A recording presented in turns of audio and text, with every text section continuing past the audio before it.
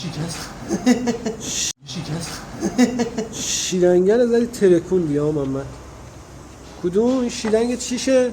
شیلنگ پایین رادیات. این نه بالا رادیات.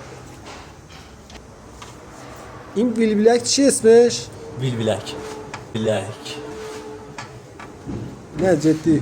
ویل بلک با زربره. نه جدی. لوله هیدرولیکه. چی؟ لوله هیدرولیک. هیچی دیگه. لوله هیدرولیک. الان فرمونم کار افتاد. داداش صدمات پس از خدمات کلینیک برای خودروت مشکلی داری؟ ها؟ مشکل داری. الان مورد چی بود؟ مورد خاصی نبود ولی داشت صحبت می‌کرد. میگم من شارژ می‌کنم. بعد دینا بهش؟ گفت دینا. ایوه. والله نامصب ماشین خیلی خرج ماشین نخرید. بدهکارم هستیم افتادیم تو خرج. الان چیکار می‌کنی؟ 1 ساعته داری اونجا یه پیچ باز می‌کنی.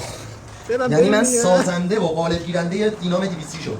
آره. و اون کسی که اینو قبل از من باز کرد اون پیچ تگه است. ضدش مون باز. اما همیشه وقتی سازا می‌کنه. آره. بده بس وقتی سازا. بده دو.